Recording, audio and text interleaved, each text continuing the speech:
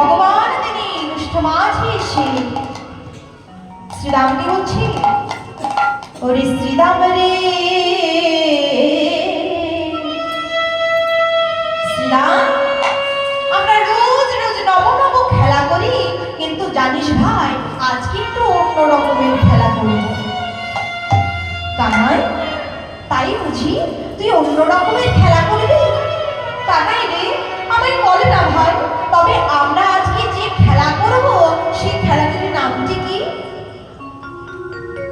কানাই বলছে, শ্রীরাম, আজকে আমরা যেই নতুন খেলা করব খেলাটার নাম হলো চোর চোর খেলা। তাহলে নতুন খেলা খেলতে গেলে তো নিয়ম জানতে হয়। তাই শ্রীরাম, আমি বলি তুই শোন। গোবিন্দ বলছে, শ্রীরাম রে, এখানে যত সংখ্যা আছে তত একটা একটা করে গুনে গুনে পাতা নিতে হবে, আর যার পাতায় ছিদ্র হবে সেই হবে চোর। আর যে চোর হবে সে এক একজনকে স্কন্ধে করে এ মাঠ থেকে ওই মাঠে নিয়ে যাবে। এই খেলবি তো? এদিকে আয়। তুই পাতা নিয়েছিস তো? আয় শুভ, পাতা নিয়েছিস? তোর পাতা কেমন? হ্যাঁ, তুই পাতা নিয়েছিস? তোর পাতা কেমন? খুব ভালো। তুই পাতা পেয়েছিস? তোর পাতা কেমন? ছিদ্র বুঝি? না না, আমার পাতা খুব ভালো। খুব ভালো না? গোবিন্দ সবার পাতা দেখলো, মনে মনে চিন্তা করছে, তাই তো আমি তো সবার পাতা দেখলাম, কিন্তু ওই ছিদ্র পাতাটা কার ভাগ্যে পড়লো? এই শুনো, আমায় বলতে পারিস তাহলে ছিদ্র পাতাটা কার ভাগ্যে পড়লো?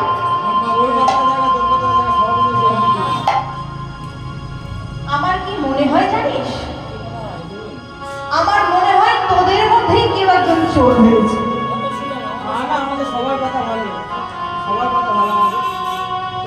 শ্রীরাম বলছে, কানাই, খুব ছলনা করিস বুঝি ভাই। ভাই শোন ভাই শোন, তুই তো সবার পাতা এখানে দেখেছিস, কারোর পাতায় ছিদ্র নেই, কিন্তু কানাই এবার তোর পাতাটা দেখা। কি বললি? আমার পাতা দেখবি? না না না না না, আমি আমার পাতা দেখাতে পারবো না। না না না, আমার পাতায় ছিদ্র নেই, আমি যে তোর মরম শাখা, আমি মরম শাখা হয়ে চোর হতে পারি? আমার মনে হয় তোদের মধ্যেই কেউ একজন চোর হয়েছে, তুই নিশ্চয়ই চোর। শ্রীরাম বলছে, কানাই, তুই যদি তোর পাতাটা না দেখাস আমরা চিৎকার করে বলবো, কানাই চোর, কানাই চোর, কানাই চোর। বললি আমি চোর? আরে কানাই, তুই যদি তোর পাতাটা না দেখাস তার মানে তোর পাতাতে ছিদ্র। সবার পাতা ভালো, তার মানে তোর পাতায় ছিদ্র। তুই চোর, তুই বিনে চোর কে হবে? তুই বিনে চোর কে হবে? তুই বিনে চোর কে হবে? তুই বিনে চোর কে হবে? ওরে আমার কানের কানা, তুই বিনে চোর কে হবে? ওরে আমার কানের কানা, তুই বিনে চোর কে হবে? আমি চোর হয়েছি তো কি হয়েছে? অত চিৎকার করে বলার কি আছে? আমার কাছে সম্মান নেই? বাবা, আমার সম্মান। গোবিন্দ বলছে, শ্রীরাম, আমি না খুব চোর হয়েছি, তাহলে শ্রীরাম রে আর বিলম্ব কিসের? নেনে তুই আমার স্কন্ধে ওঠ, আমি এ মাঠ থেকে ওই মাঠে তোকে নিয়ে যাব। শ্রীরাম বলছে, কানাই, কানাই রে, তুই হলি আমার প্রাণের ভাই, আমি যদি তোর স্কন্ধে উঠি তোর যে অঙ্গে বড় ব্যথা লাগে রে কানাই, তোর যে বড় কষ্ট হবে। আমি যে তোর মরম সখা, আমি যে সখা হয়ে সেই কষ্ট যে আমি সইতে পারবো না কানাই। কানাই রে, এই খেলা আমি আর খেলবো না। শ্রীরাম, আমার বলিস না ভাই। আর এই মনে বলে বলছি, শ্রীরাম রে, তুই কাঁদছিস কেন ভাই? চোখের জল মোছ। ওঠ ওঠ না, তুই আমার স্কন্ধে ওঠ। শ্রীরাম আমার গোবিন্দের স্কন্ধে উঠলেন। আরে আরে আরে কানাই, আমাকে তুই শক্ত করে ধর ভাই, আমি যদি একটিবার পড়ে যাই আমার যে অঙ্গে বড় ব্যথা লাগবে কানা। গোবিন্দ বলছে শ্রীরাম, শোন শ্রীরাম, এই জগতে যে জন ভক্তকে আমি একবার ধরি তাকে যে আমি কখনো পড়তে দিই না রে ভাই। ভগবান যে জন ভক্তকে একবার ধরে সে কি কখনো পড়তে পারে মা? সে যে কখনো পড়ে না। তাই গোবিন্দ বলছে শ্রীরাম, তোর ওই দুটো চরণ আমার হৃদয় মাঝে দে। গোবিন্দ আমার শ্রীরামের চরণ খান বক্ষমানের গলায় ধরে অঝর নয়নে কেঁদে কেঁদে আজ ভগবান ভক্তের চরণ ধৌত করে দিলেন। নিতাই গৌর হরি বল হরি বল। যে না ভগবানের নয়নের এক ফোঁটা জল ভক্তের চরণে পড়েছে,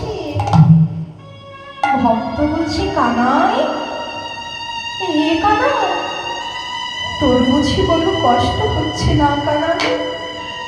আমি যে তোর স্কন্ধে উঠেছি, তোর যে বড় আঘাত লাগছে না ভাই?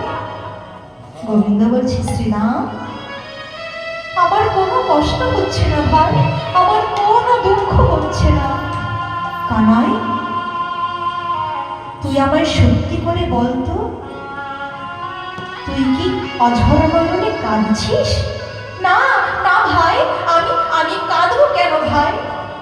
কানাই, তাহলে তুই সত্যি করে বলতো আমার চরণে যে জলটা পড়েছে কিসের জল? গোবিন্দ বলছে ওরে শ্রীরাম রে, আমার কি মনে হয় জানিস শ্রীরাম, আম্রবৃক্ষের তলে দিয়ে আমরা যাচ্ছি তো, তাই মনে হয় ওই গাছের কষ তোর চরণে পড়েছে। এই হচ্ছে বিনোদ খেলা।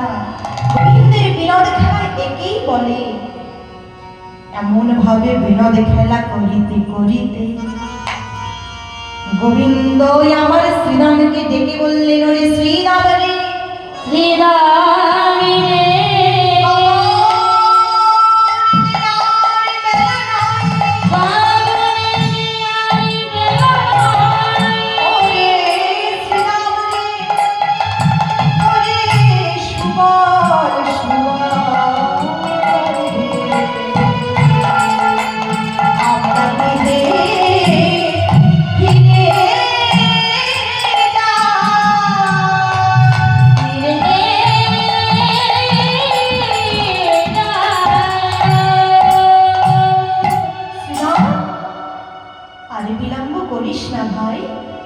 চল চল আমরা গৃহে ফিরে যাই। ওরে পালে জড়ো